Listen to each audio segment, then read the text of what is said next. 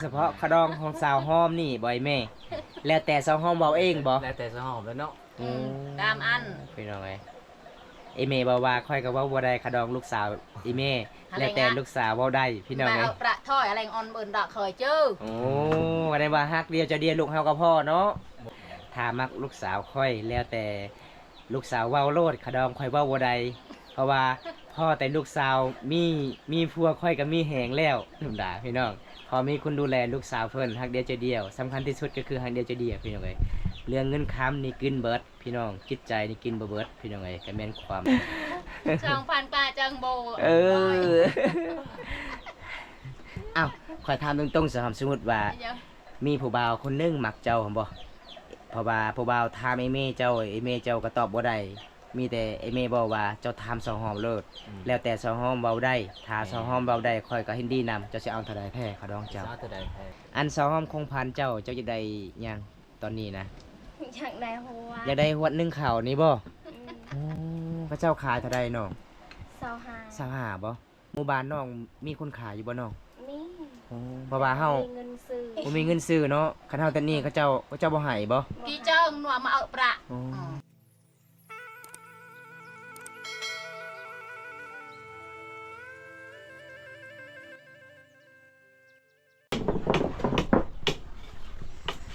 สบายดีสาวหอมสบายดีเฮ็ดยังอันนี้นะสบายดีสิดังไฟดังไพ่โอ้โดนแล้วบ่ได้เยี่ยมยามพี่น้องเอ้ยเป็นจะได้ช่วงนี้มีคนคุยแล้วบ่ยังบ่มียังโสดคือเก่าเนาะโสดโอ้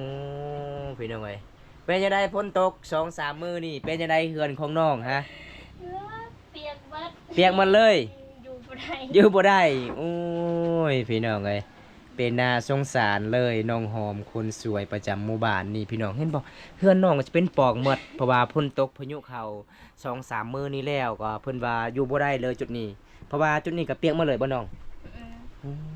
เอ้าสิเฮ็ดกินจังไดเวลาฝนตกแห้งมื้อนั้นน่ะจะเฮ็ดกินจังไดนึ่งข้าวมันตัดจานอดเลยพี่น้องเอ้ยมื้อนี้ก็สินึ่งข้าวเนาะบรรยากาศยามแลงโดนแลบ่ได้ไปเยี่ยมไปยามพี่น้องเอ้ยเพราะว่า FC หลายๆคนก็คิดฮอดหลายให้บ่าวบุญตาไปเยี่ยมไปยามมื้อนี้ก็มาเยี่ยมมายามคือเก่าพี่น้องมามื้อนี้มา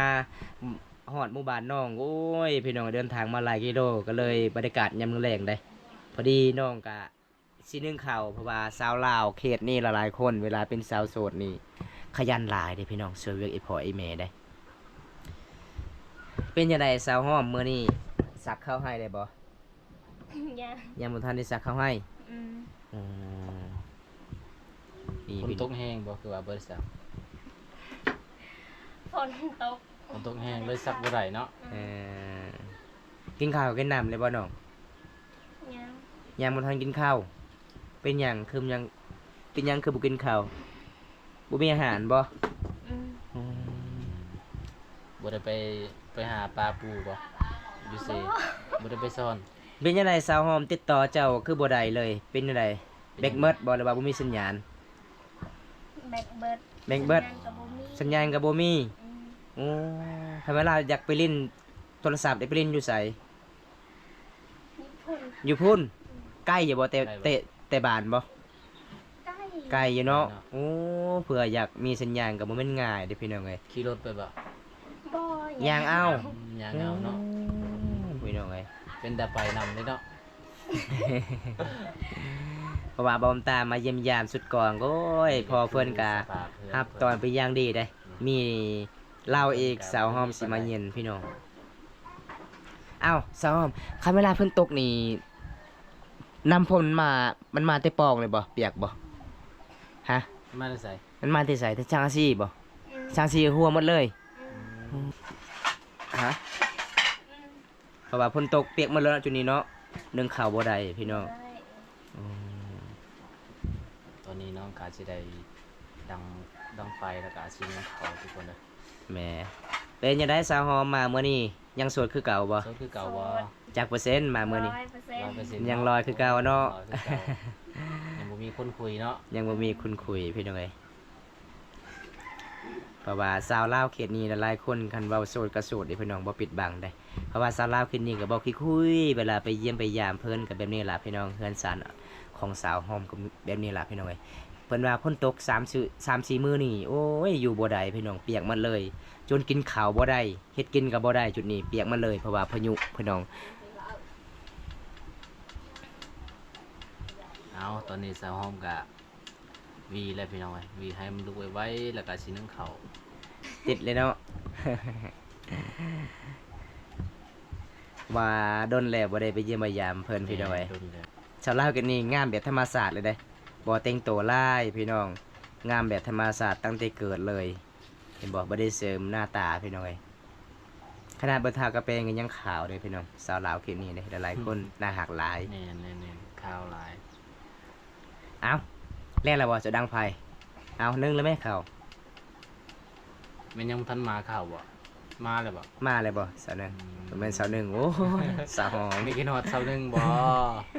ต้องลงลืมพี่น้อยไปเที่ยวหลายบอนก็เลยลงลืมผู้สาวแม่นพี่น้อง ผู้สาวหลายเนาะบุญตาเนาะ แม่นเพราะว่าสาวหอมก็จะเป็นสาวพมังกรบ่หอมจะบ่เอานี่เพิ่นก็สินึ่งข้าวบริการน้ำแรง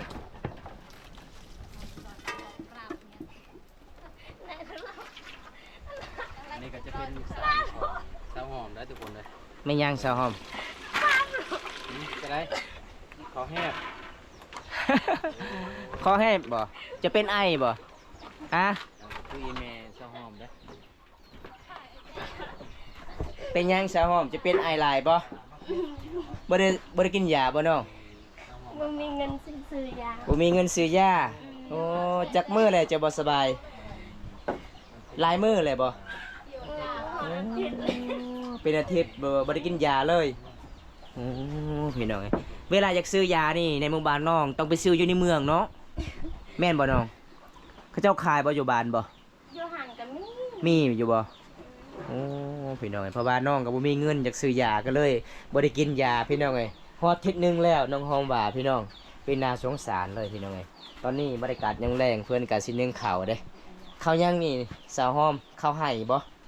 บ่ ข้าวยัง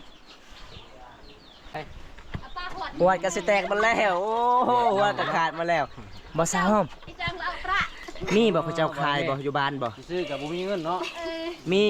เขาเจ้าขายเท่าได้หวดนี่นะ บ่ บ่ฮู้บ่ ชาวห้า 25,000กีบ เจ้าหาพันกีบเนาะ ก็บ่มีเงินซื้อบ่ไอ้แม่ เอา โอ้หวดมันเก่าเลยเนาะจนสีใหม่พี่น้องเอ้ยนี่พี่น้องเอ้ยสาวหอมเพิ่นก็น้าอายเห็นหวดก็สิขาดแล้วเฮาก็เลยบอกว่าบ่ต้องอายพี่น้อง นี่บอกไอ้แม่เพิ่นก็มาได้มื้อนี้ไอ้แม่เพิ่นก็ใจดีหลายเด้เวลาไปเยี่ยมไปยามลูกสาวเพิ่นไอ้แม่เพิ่นก็ยิ้มตลอด เพิ่มบัตรทำเตะขับรางเตะขับราง โอ้ไอ้แม่ ตาบุหุ่งเนาะ ตาบ่หุ่งหรือบ่ไอ้แม่จักเดือนแล้ว เจอจะดังชิดเป้เจอ โอ้ เอาประตัว โอ้หลายปีแล้วเนาะตาบ่เห็นหุงเลยไอ้แม่ของสาวหอมพี่น้องบ่มีเงิน ว่าบุมีเงิน พี่น้องเอ้ย เตะเราเตะเราท ก็เลยอยู่แบบนี้เนาะไอ้แม่เนาะ ใครที่มีลูกสาวเนาะลูกสาวเขาไอ้แม่มีที่ผู้เดียวนี่บ่ ำโอ้ สาวเดียวเนาะ คันสาวห้อมเอาพัวปะนี่แล้วเลยบ่มีไผละซอยเวียกอีแม่ เอาไงมากท บ่มีไผมักบ่ ล้างอีก คันท้ายมีคนมักสิให้บ่แม่เฒ่า ำอ้าว เออ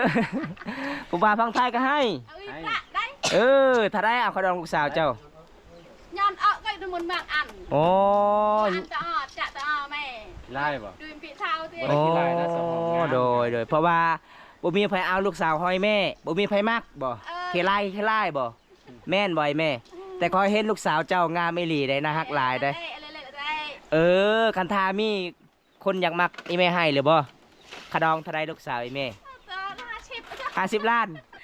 แม่นบ่สาวหอมฮะ แม่ แม่นบ่เอ้าจะเว้าใส่ข่อยมื้อนั้นเด้ขะดองข่อย20 ล้านแม่นบ่มื้อนั้นเด้ แม่บ่สาวหอม มื้อนี้คือ50อีก บ่ แม่ข่อยอยากได้50 เออ จะได้50เนาะ เพราะว่าเฮาบ่ข้าวกินก็บ่มีเนาะ อ้ำจะยันกันเตากันหนาวเลย ส่วนเจ้าได้สาวหอมมื้อนั้นจะว่า20ล้านก็ได้แม่นบ่ คันทายแม่บ่เอา20 ล้านข่อยสิไปนํเลยว่า นี่พี่น้อง เต้นเต้นเราเต้นเรา ไอแม่ว่าหวดกับบ่มีโอ้ยหวดเก่ามันสิใหม่แล้วพี่น้อย แม่นเป็นน่าสงสารได้แต่ใครเพิ่นมีลูกสาวคนดุคนมั่นคนขยันพี่น้องเอ้ยเพราะว่าไอ้แม่ก็ตาหุ้งก็บ่ค่อยได้เห็นหลายปีแล้วพี่น้องนี่เห็นบ่เพิ่นมีลูกสาวคนหนึง เที่ยวแต่หนาวบอยแต่หนาวแป้งแต่หนาวเอา มักเฟสเกลือเป็นนัวกับคออยู่ในชาวบ้าน ตะกระดังเพิ่ม โอ้ จังจะเอาพระ โดยพี่น้องไอ้แม่เพิ่นว่าอยากไปหาเงินกับบ่ได้อยากไปหาน้ำไม้ค่ายกับบ่ได้เพราะว่าตาบ่เห็นหุงพี่น้องก็เลยไปคอน้ำชาวบ้านนั่นล่ะพี่น้องโอ้ยพี่น้องเป็นน่าสงสารเลย ปกติบ่ตา อ่อนจูเมียน โดยปกติบ่ตาไปเยี่ยมยามสาวห้อมกับบ่ได้ถามเรื่องราวเด้ คิดว่า ไปขอมาได้ใช่ไหมไปใช่ปุ๊เลย แฉะบอเวียดนาม อ๋อ นายยอมละแฉะฉันละแฉะ โอ้เสื้อกะเก้ากะเสื้อไปคอทางเวียดนามบ่โอ้ นี่ฉันละแฉะไหนนี่ เช่นคาดๆนี่กับไปคอน้ำเขาเบิดโอ้พี่น้องเอ้ย ทำตะกระดังเพิ่มเต็มแฉะเนี่ย แกนบอกสาวห้อมไอแม่จะว่าเอาโลดผัวเอาผู้บ่าวท้องไทยโลดเด้อเพราะว่าไอแม่ว่าส่งเสื้อกับบ่มีตอนนี้ไอแม่อยากได้ส่งเสื้อแห้งอย่าเฮ็ดเวียกเฮ็ดงาน ตาหุ่งก็บ่ค่อยเห็นเพิ่นว่าพี่น้องเอ้ยเป็นน่าสงสารเลยพี่น้องเอ้ยนี่ล่ะพี่น้องหวดที่สาวห้อมอายมื้อยานี่พี่น้องสาวห้อมก็เลยหัวคักพี่น้อง กันเข้าลายนี่กะ ตกมันเลย ตกเลยเนาะ แม่น สมองเว้ย ไอแฉะตัยันเนี่ยเนาะ สี่ เจ๊ก คนใด ในชาวหา สาหาพันกีบเนาะ ยันแฉะ โอ้แต่นี่ก็บ่ได้บ่เขาจะบ่ให้บ่ต้องจ่ายเงินเลยโอ้ จ่ายจะเอา แม่น ทีนี้กับบัวไรเนาะ ห้ามทุบตะกระดังเพิ่ม โดย อะไรมาได้จัดเลยโยว่าอาเตละยี่มาอาเตละยี่ เพราะว่าเพื่อนคอยแม่ยังมาท่านซักเข้าให้ เอาพระชะ โอ้เพราะว่าเพื่อนเจ้ายังมาท่านซักเข้าให้บ่อยแม่ ยังมาแล้วบ่ เงินชะปล่อยเอา นี่เห็นบ่พี่น้องบอมตาถามแม่บ่เข้าใจภาษาลาวเด้แต่แม่บอกว่า ส่วนดัง บอมตาถามไอ้แม่ว่าเจ้าซักให้เลยบ่ไอ้แม่ก็เลยตอบว่าข่อยยังบ่ทันซักบ่มีเงินเพิ่นว่า เพราะว่าไอ้แม่ก็บ่ฮู้จักภาษาลาวนี่พี่น้องเอ้ยเพราะว่าไอ้แม่คิดว่าบอมตาถามว่าสิซักย่าตาหุ้งก็บ่ค่อยเห็นก็เลยบ่มีเงินพี่น้องเพราะว่าเพื่อนของไอ้แม่ก็ซักให้ยังบ่ทันได้แล้วเพราะว่าตาหุ้งก็บ่ค่อยเห็นซ้ำพี่น้องเอ้ยเพราะว่าบ่มีไผสิมาซักเขาให้มีแต่ไอ้แม่มีแต่พอซักพี่น้องเพราะว่าสาวห้อมก็อยู่เฮือนอยู่ศาลเฮ็ดเวียกเฮ็ดงานอยู่เฮือนพี่น้องเอ้ยนี่มาเมื่อนี้ก็เย็นยามสาวห้อมโอ้ยพี่น้องเอ้ยเพิ่นน่าฮักหลายเด้อขยันหลายเด้อหลังจากเพิ่นไปนึ่งข้าวเพิ่นก็สิล้างหม้อพี่น้องโอ้ยสาวลาวคือมีหลายๆคนขยันพี่น้องมักเพชรนี่ก็ไปขอเอาบ่มักเพชรนี่บ่ แช่แต่ขบอลเนี่ยเอ้ย โอ้ไปขอทางบ้านเขาเจ้าเบิดมักเพชรนี่ เอ้ย พี่น้องเอ้ย แป้งมาโต้ยนอนบอยมาโต้ยอะจูใน โอ้ เดียว มักเพชรแล้วก็ไปขอเป็งนัวกับให้ทองหนึงเกลือแล้วให้ทองหนึงโอ้ เยะกันแหนประแช่ชา โดย จูมีอัดนอนเอ็ด แม่นพี่น้องเพิ่นไปขอนำเขาเจ้าเลย คือเอาพระ เพิ่นว่าอยากซื้อก็บ่มีเงินเพราะว่าเฮือนศาลของเพิ่นก็ประมาณสำนี้พี่น้องเห็นบ่มันเป็นปองหมดเพราะว่าฝนตก 2-3 มื้อนี่โอ้ยหัวหมดเลยสาวฮ้อมบอกว่าจนอยู่บ่ได้เด้อันนี้เขาเจ้าก็สิมากันบ่ได้ละพี่น้องเพราะว่าสังกะสีมันก็สิพังหมดแล้วบ่นี่บ่โอ้ยพี่น้องเอ้ย สองกับสีเล่นต่อเนาะสองเนาะ เป็นน่าสงสารเลยพี่น้อง เนี่ยแต่งกันไหนครับประแช่ชามันอ่อนจูมีอัด เออ จะได้ต้นบ่หนึ่งเขานั้นต้นบ่ ประมาณจักนาทีสาวฮ้อม ที่สอง บ่ฮู้เลยอืมเพราะว่าแต่ละมื้อเจ้าตลอดบ่นึ่งข้าวบ่ จะหนึ่งตลอดบ่ ฮะไอ้แม่ นี่แม่เดี๋ยวจะ ตอนแรงเจ้าตอนเช้าคือไอ้แม่โอ้พี่น้องเอ้ย ปีตะรังรังเฮิมเปิ้ล อ๋อแม่บ่เห็นเนาะ อุ้ย บ่ซะฮ้อมแม่ในรีบ่ไอ้แม่เจ้าตาบ่เห็นหุ่งอยู่ดีบ่ แม่ ประมาณจักปีแล้ว จะเปิ้ล หลายปีแล้ว หลายปีแล้ว แต่สาวห้อมยังน้อยบ่ แต่อันแก๊ส แต่จะหอมนิดหน่อยเนาะ พี่น้องเอ้ย มาได้มาปืนมาไหน จ มาน ฮอดสมุนี้เนาะเป็นสะหอมสิเป็นสาวพุ่น แม่นพี่น้อง คันเปิ้ลมึงหมักเจอบังยาเจอ พี่น้องเอ้ย แม่นบ่สาวห้อมไอ้แม่เจ้าว่าคันมีคนมัก เจ้าสิเอาบ่เอาได้บ่เอาคันถ้าจะเอาผัวแล้วผู้ใดสิซอยเวียกไอ้พ่อไอ้แม่เอาบัดนี้ โอ้โห บ่ เอาผัวเลยเนาะมาซอยเนาะ เอาพัวมาอยู่ได้บ่อยู่เฮือนนี่แม่เนี่ยอยู่ได้บ่ อยู่ได้บ่ ได้ ได้ บ่ เพราะว่าเจ้าเป็นลูกสาวลา แม่ โอ้ลูกสาวลาพี่น้องเอ้ย นำเลย เอาก็สิถามอีเมย์ แม่นไอ้แม่เพิ่นว่ามีแต่ลูกสาวลาวคนเดียวได้ลูกผู้หญิงพี่น้องลูกผู้ชายจักคนลูกผู้ชาย สาม 3คนไปเฮ็ดงานหมดบ่ไปรับจ้างหมด อืม อันกำนัดเขียนดกข้างใน โอ้โดยนี่พี่น้องบรรยากาศยามแรกมาเยี่ยมมายามสาวหอมเพิ่นก็นึ่งข้าวได้เพราะว่ามาเมื่อนี้ก็ได้บังเอิญได้ฟอไอ้แม่เพิ่นก็เล่าเรื่องราวโอ้พี่น้องเอ้ยเป็นตาก็บ่ค่อยเห็นหุ่งพี่น้องเอ้ยเพราะว่าปกติบ่ตาไปเยี่ยมยามก็บ่ได้ถามเรื่องราวของสาวหอมก็บ่ได้ฮู้พี่น้องมาเมื่อนี้โอ้ย เนาะ ไอ้แม่สาวหอมฮักกะมาที่เวียดนามไปขอมักเฟสขอเป็นนัวขอเกลือ ไหลก็หนุกเอาเลยจ้า แม่นบ่ซอม เจ้าไอ้แม่ว่าเจ้าอยู่เฮือนเจะอดข้าวบ่มีข้าวกินบ่ แม่น อืมไอ้แม่ จ่าชื่อปัดอุ้ย ไอ้แม่ไปขอข้าวอยู่เวียดนาม เออ โอ้พี่น้องเอ้ย เกียงดอกห่อบาตะบือไปโปนตะบือทุกทาง น้ำใหญ่เนาะ บ่ซอม เวลาไอ้แม่พอเจ้าไปทางเวียดนามมันไปขอข้าวไปขอไปเกลือเป็นนัวบ่ได้นอนกับเจ้าอยู่ในเฮือน ไม่มานั่งน้องเลย ฮะ นอนคนเดียวน อนคนเดียวบ่ได้ยานบ่ ย่า ยานคือกันแหละเนาะ ล็อกประตู โอ้เพราะว่าไอ้แม่พ่อก็ไปขอข้าวขอบักเฟสเนาะขอเกลือขอปิ้งนัวพี่น้องเอ้ยจักมื้อไอ้แม่พ่อจะไป โปน 4 มื้อ 4 มื้อโดนเติบเนาะ4 มื้อ เกียง เนาะ ดอก จักมื้อจะบ่ได้กินข้าวจะอดข้าวฮะ อดตลอดเลย อดตลอดเลยบ่มีข้าวกิน อืม อืมพี่น้องเอ้ย เรียบอาร์เมียงเมื่อลง อันนี้มันข้าวได้มาแต่ไสนี่นะหนึ่งข้าวมัน โด ก็ นใจไป ฮะ โดนใจน่ะโดนใจ โดยคุณใจกันมาปั๊มตรีก็ละทอก็ อัดกันไหน ข้าวยังนี่นะ อัดกัน อันมันดังโดย มีข้าวกับเจ้าจ่ายบ่ เออ โอ้ นใจกันมาทอกันใจมาเป่ามันตรีก่อยครับ โอ้ มาเป่าไหนกันละบุ้ย มันมีโครงการช่วยเหลือทางหมู่บ้านบ่ เออ แต่ละหลังเฮือนเขาเจ้าให้หลายอยู่บ่อยแม่ฮะ ก็ตะดังปนายอย่างเงี้ย แต่ละหลังเฮือนเขาเจ้าให้จักโลผู้ละแต่ละหลังเฮือนน่ะ จากโลสอง บ้องก็ชาวลูกตรี บ่ฮู้ บ่ฮู้บ่ไอ้แม่จักโลไอ้แม่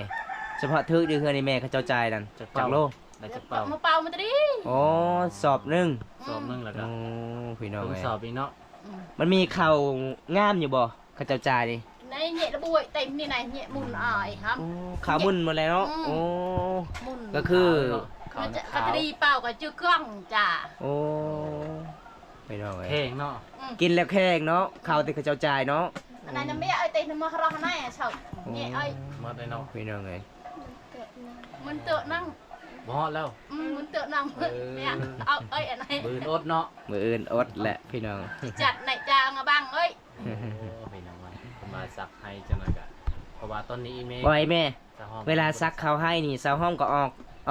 คือกันบ่พี่น้องเอ้ย ออกคือกันเนาะสะห อ อ อ ม ก เนาะ ซอยเวียกไอ้พอไอ้แม่เนาะสาวห้อมเนาะ ขนาดตัด เจ้าก็ตีบ่ ต้นก็ เจ้าซักหรือว่าเจ้าตีตีเอาเนาะโอ้ จอยnày mà là ăn ấy cụ chưa nhẹ tê này โอ้ ông ăn ấy cụ qua nhẹ té qua tập răng thơm เพราะว่าอีแม่ก็อ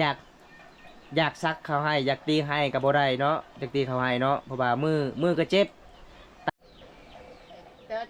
mẹ cá mà bơn tam ăn ấy อ่าส่วนอีเมลเป็น liền on hệ bơn ăn luôn mờn chơi อ๋อนั่นนั่นนะเมเนาะแม่นอีเมลเป็น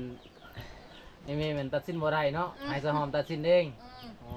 เนาะ thành ăn trộm pị cần on pị bơn mình là trộm pị cái ở thôi โอ้เฉพาะขดองของสาวห้อมนี่บ่อยแม่ แล้วแต่สาวห้อมเว้าเองบ่ แล้วแต่สะหอมแล้วเนาะ tam ăn พี่น้องไอ้อีเมบอกว่าค่อยก็เว้าบ่ได้ขดองลูกสาวอีเมแล้วแต่ลูกสาวเว้าได้พี่น้อง mà ไอ้ ở bạ thôi là on bơn đỏ khởi chơi โอ้วันนี้ว่าฮักเดียวจะเดียวลูกเฮากับพ่อเนาะ บ่มีเงินก็ยาเนาะ พี่น้องไอ้อีเมใจดีหลาย ใจ เลย ดีหลายพี่น้อง มาเมื่อนี้ได้เห็นอีเมสาวห้อมครั้งแรกๆเลยพี่น้องน่าหักหลายเพิ่นยิ้มเด้บ่คิดคุยเพิ่นว่าถ้ามักลูกสาวค่อยแล้วแต่ลูกสาวเว้าโลดขดองค่อยเว้าบ่ได้เพราะว่า พ่อแต่ลูกสาวมีผัวค่อยก็มีแหงแล้วธรรมดาพี่น้องพอมีคนดูแลลูกสาวเพิ่นฮักเดียวใจเดียวสำคัญที่สุดก็คือฮักเดียวใจเดียวพี่น้องเอ้ยเรื่องเงินค้ำนี่กินเบิดพี่น้องจิตใจนี่กินบ่เบิดพี่น้องเอ้ยก็แม่นความไอ้แม่เว้าดีเด้อพี่น้องแม่นบ่สาวห้อมไอ้แม่จะเว้าเลยเด้ว่าลูกสาวคาดองลูกสาวค่อยสิเว้าบ่ได้แล้วแต่จะเว้าเจ้าสิเอาเท่าใดแท้บ่ฮู้อีก โอ้ย อ้าวคันบ่ฮู้อีกแล้วค่อยสิให้ตอนนี้ 2,000 เจ้าสิเอาบ่ เอาบ่ จังพันปลาจังโบ เออ อ้าวค่อยถามตรงๆสมมุติว่า มีผู้บ่าวคนหนึงมักเจ้าหั่นบ่เพราะว่าผู้บ่าวถามไอ้เมเจ้าก็ตอบบ่ได้มีแต่ไอ้เมบอกว่าเจ้าถามสองหอมเลิศแล้วแต่สองหอมเว้าได้ถ้าสองหอมเว้าได้ค่อยก็เห็นดีนำเจ้าสิเอาเท่าใดแท้ขอดองเจ้า สาตัวใดแท้ มัน50 ล้าน 50 ล้าน โอ้50 ล้านแต่งเมื่อเลย แต่เมื่อเลย พี่น้องเอ้ย พี่น้องพุงเนาะ บ่อยแม่ เวลาไปตักน้ำสาวหอมตลอดหรือบ่ไปตักน้ำบ่ ตลอด โอ้พี่น้อง ปรีเท่าไหนตุ้งติงตุ้งติง โอ้ห้ามเอาเนาะอืม โดยละเกล้าคันเบิร์น หลังจากลูกสาวไปตักน้ำแล้วก็ตำเขาวอีกโอ้แสดงว่าลูกสาวของไอ้แม่นี่ถ้าพอได้เป็นแฟนนี่วาสนาบุญลีเนาะขยันหลายเนาะลูกสาวไอ้แม่เนาะ แม่น เพราะว่าลูกสาวไอ้แม่ก็เอาตั้งใจเฮ็ดเวียกช่วยไอ้เวียกไอ้พ่อไอ้แม่พี่น้อยปกติผู้สาวหลายๆคนสามสาวห้อมนี่ไปเที่ยวมักไปเที่ยวเด้ แต่มาเขตหมู่บ้านของไอ้แม่นี่ผู้สาวหลายๆคนโอ้ยตั้งใจเวียกเฮ็ดงานเลยซอยเวียกไอ้พ่อไอ้แม่แม่นเขาเจ้าบ่ทิมพ่อบ่ทิมแม่ พี่ พี่ น้ น้ อ อง ง เจ้าเคยไปเที่ยวบ่ บ่เคย บ่เคยไปเล เอา ย ประไหนไปเที่ยว น้องเคยไปอยู่บ่บ้านดง บ่เคย บ่เคยเห็นเลยสิโปนก็บ่เคยเห็นเนาะ โกนก็เห็นไกลเด้อเนาะ เอา เห็นแต่เมืองนองบ่ เมืองนอกเลี้ยไป เวลาอยากไปเมืองนองนี่มีแต่อยากไปซื้อเครื่องบ่ ซื้อเครื่อง ซื้อเครื่องนุ่งบ่น้อง เมินปอดงมายะ อืมไปเยือนปู่ย่าเนาะ แสดงว่าสาวลาวเขตนี้หลายๆคนบ่ได้เคยเข้าเมืองน้อยแม่เนาะ แม่ มีแต่อยู่บ้านเนาะหมู่บ้านของไอ้แม่เวลาจะเข้าเมืองต้องใช้น้ำมัน 80,000 กีบเนาะ ปอดเที่ยวรถแล้วเอา โอ้ ประแล้วเอาแน่ปอดเที่ยว แม่นพี่น้องเอ้ย เอาติง หลังจากอยากเข้าเมืองอีกต้องจามขี่เรือบักอีกกะ ต้องจ้าง มื้อนี้บ่ตาเดินทางกะเขาเจ้าไปกลับมา 100,000 กีบพี่น้องเอ้ยค่าน้ำมันก็80,000 กีบ160,000โอ้คันเงินเฮาบ่ฮอด 4-5 แสนไปบ่ได้เนาะเมืองนองพี่น้องเอ้ยหมู่บ้านน้องกับหมู่บ้านที่มันไกลที่สุดกับเมืองนองพี่น้องเป็นหมู่บ้านที่สุดแสดนเมืองนองติดกับเมืองตุมลานติดกับเมืองพีนพี่น้องแสดนนี่พี่น้องหมู่บ้านของสาวหอมเด้แต่ใครหมู่บ้านน้องมีไฟฟ้าเนาะแต่บ่มีสัญญาณโทรศัพท์พี่น้องเอ้ยจักปีแล้วมีไฟฟ้าหมู่บ้านเจ้าน้องประมาณจักปีแล้ว สักปีแล้ว ฮอดเลยบ่7-8 ปี9 ปี กับโอนเชิงกระหม่อม ได้แล้วประมาณ 5-6 ปีแล้วบ่ไอ้แม่ เนาะ เพราะว่าหมู่บ้านของไอ้แม่ได้ไฟบ่ตะกี้ก็เอาตะเกียงบ่ไตบ่ เตือแกย่างเตือกันเอ้ยจะโดยอากาศเอ้ย เอาไฟนะเวลา ตะกี้ก็เอาไฟแล้วดังไฟเวลากินข้าวกินน้ำ อันไหนแม่กุ้ยเอ้ย โอ้ ไหน โด กุ้ ย ยอันไหนเป๊ะถึงเปล่าไหน โอ้ ทำปืดมาไหน แม่น ไปให้กับไปพร้อม เวลา เป๊ะอันไหนเป๊ะอันไหนยันไหนอุ้ยอยากรังอันไหนเป๊ะไหน เพิ่นว่านะพี่น้อง ตอน ตั้งแม่น ตอนสมัยตอนในแม่ยังบ่มีไฟฟ้าบ่ไอ้แม่ ตอนนั้นในแม่ไปเอาฟืนกะอองเอาแล้วก็ พร้อม ซาวห้อมกะมีหยังเขาเอิ้นอองอยู่ทางหน้า ใช่ ทางหน้าเนาะ อยู่ให้อยู่บ่ เนี่ยเอามันเบิร์เนี่ยมันเบิร์ก็ตาบิดใช่ โดย อันไหนใช่มันอยู่จัดท 5-6 ปีก่อนเพราะว่าไอ้แม่ทุกข์อีหลีเด้เพื่อสิเลี้ยงเจ้า ำถูกกลบเอ้ยแกล้วกลบเรา ตามเข้ากะอองเจ้าอยู่ทางหน้าอีก ไป เห็ ยิ น น บ่า เต่าดันเอ้ยเป๊ะ ไปตักน้ำก็อองเจ้าทางหน้าเห็นบ่ อันยั่ว อองไปเลย ก็อุ้ยละมุนละดอละอุ้ยไปพาแน่น โอ้ ต่อถึงในตลอด โดย ตั้งเถอะ อันสาวห้อมเมื่อนี้ไอมายิ้มยามน้องกับบ่มีหยังหลายได้น้องเด้อเพราะว่าไอเห็นวิถีชีวิตน้องเมื่อนี้กับอีเมน้องเล่าเรื่องราวแต่ผ่านมาโอ้ยเป็นน่าสงสารเลย อันสาวห้อมคงพันเจ้าจะได้หยังตอนนี้นะ อยากได้หัว อยากได้หวดหนึงข่าวนี้บ่โอ้พระเจ้าขายเท่าใดน้อง 25 25บ่หมู่บ้านน้องมีคนขายอยู่บ่น้อง นี่ โอ้เพราะว่าเฮา มีเงินซื้อ บ่มีเงินซื้อเนาะคันเฮาแต่นี้เขาเจ้าบ่ให้บ่ กี่เจ้าหนัวมาเอาประ อ๋อค ความพันของเจ้าอยากได้หวด1ข้าวเนาะไอ้น้องเนาะเพราะว่าเฮือนของน้องเวลาฝนตกนี่อยู่บ่ได้บ่ อยู่บ่ได้ อดเลย เปียกหมาเลยสังกะสีก็หัวหมดแล้วเนาะ อันนี้ก็จะเป็นปองหมันเลยพี่น้องเป็นน่าสงสารเด้เพราะว่าของพันธุ์ของน้องว่าข่อยบ่อยากได้หลายอยากได้ที่สุดก็คือหวดกับข้าวนี่ล่ะกับแม่นาลีพี่น้องเบิ่งนี่พี่น้องมันสิหักไปแล้วเห็นบ่นี่เห็นบ่พี่น้องอุ้ยพี่น้องไงราคา35,000กีบ ช แต่ มแม่เท้าประเด้อ แม่ท้าว่าข่อยจะบ่มีเงินจะซื้อหวดพี่น้อง ชมอ้อนอะไร แต่ไอ้เมเทาก็ใจดีเด้ถ้าบ่ได้มักลูกสาวเพิ่นกันแล้วแต่ลูกสาวเว้าใดเรื่องค่าดองอีเมเว้าบ่ได้พี่น้อง ไอ้เมเทาก็ใจดีหลายเลยพี่น้องมื้อนี้มาเยี่ยมมายามเพิ่นก็แบบนี้ล่ะพี่น้องอัปเดตที่ชีวิตสาวห้อมคนสวยประจำหมู่บ้านเพราะว่าบอมตาโดนแล้วบ่ได้ไปเยี่ยมไปยามพี่น้องเพราะว่า FC หลายๆคนคิดฮอดหลายสาวห้อมให้บอมตาไปเยี่ยมไปยามมื้อนี้บอมตาก็สิปิดไว้ส่ำนี้ก่อนพี่น้องคลิปนี้ก็ขอจบไว้เท่านี้ก่อนพี่น้องจังใดบอมตากลับกันเด้อสาวห้อมเด้อแม่เฒ่าเด้อ เฮ้ย นี่ก็ขอจบไว้เท่านี้ก่อนพี่น้องคลิปหน้าก็พ่อกันใหม่พี่น้องขอกล่าวคำว่าสบายดีราตรีสวัสดิ์บันสวนบ๊ายบาย บ๊ายบายไอ้เงินแหงอยากซื้อหวดบ่มีเงินซื้อหวด ไปกันเด้อบ๊ายบาย